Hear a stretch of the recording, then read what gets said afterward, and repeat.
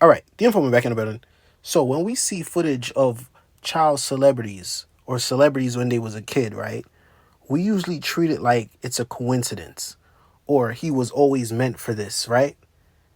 But we never think about how comfortable these people are in front of the camera at the time. Almost like they were being trained in the background to be comfortable with being filmed. And this is the same case with Druski. Like Druski seems like he was just meant to be in front of the camera. That's what it seems to be. But it might get a little darker than that. But if you think about it, in today's age, even some adults is nervous when it comes to being filmed. Some people are still covering their faces, even though we know we have cameras around us all day filming our every move. So how come these kids that turn out to be stars are so comfortable with being filmed? They're not shying away from it. They're actually leaning into it. Now, we've seen this pattern before, not just with Drewski, but even with Little Baby. When he was younger, I believe it was a Christmas video, and he was being filmed by his, whether his mother or his aunt or whatever, and he was just happy to be there. He was happy on camera. He didn't seem shy. It seemed like this wasn't his first time being filmed. The interesting part about this is these films are not coming from acting school footage or anything like that.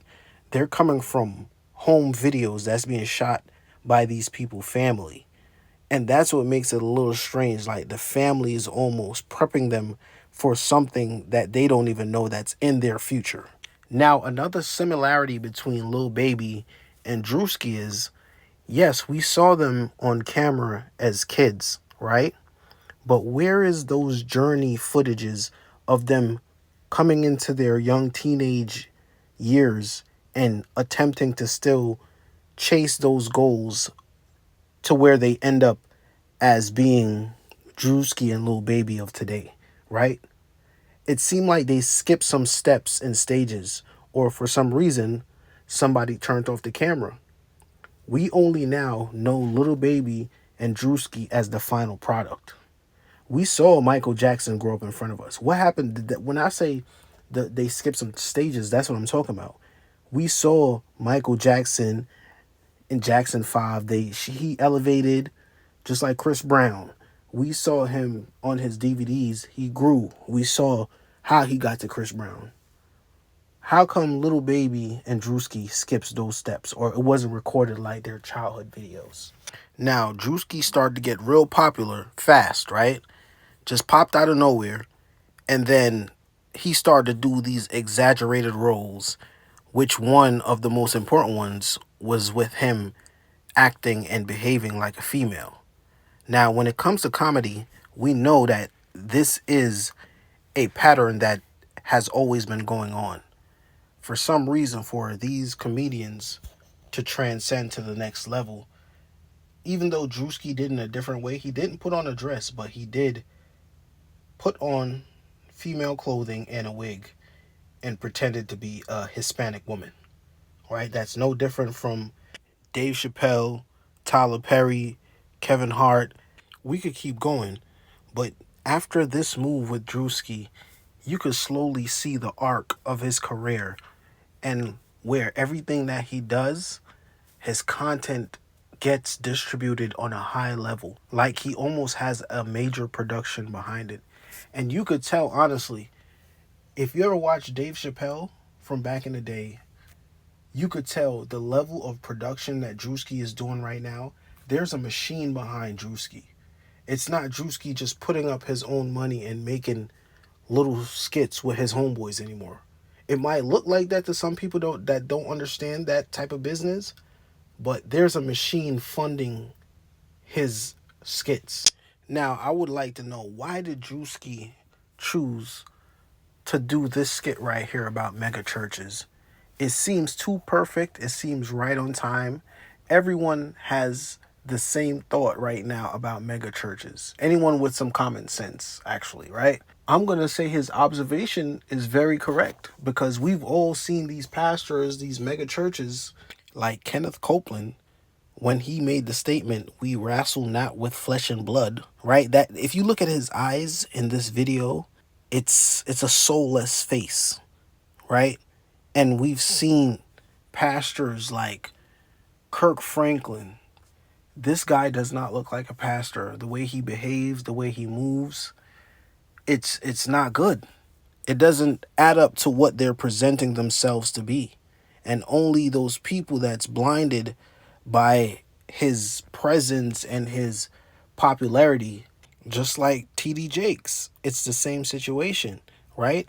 And that's why I believe the Skull and Bones Secret Society used the cross as a testing tool, and people have to make decisions of what to do with that cross when it comes in front of them.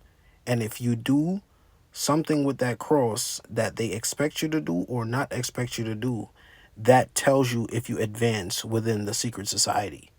As of recently, we've seen too many videos of these pastors asking for ridiculous things from their congregation, knowing that these people are surviving off of pensions and retirement funds. Most of them, the people that actually donate to these churches, right?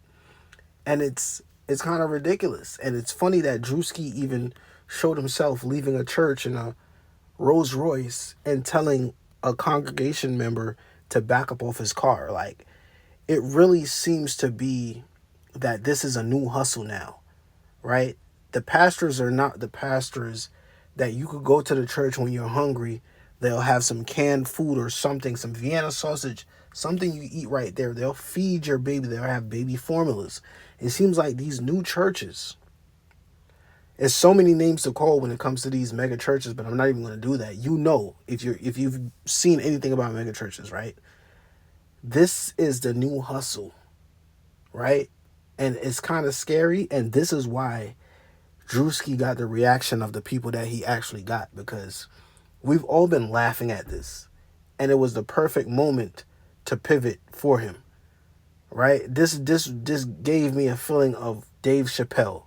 We've seen Dave Chappelle do these skits, and those skits that he was doing was very relevant for the times that he was doing it. And this is what Druski just did. And however he got there, we know how he got there. It's not about the messenger, it's the message. To try to wake people up, to let them realize, look around in this church to realize that you're there for the church, but the church might not be there for you. And maybe there's some good churches out here. My godparents passed away and I wasn't able to pay for their funeral and stuff like that because I was still a child, but they were buried by the church. Caskets, funeral service, everything. So there are some good churches out here. But we just got to see what Druski does next. The Informant, I'm out.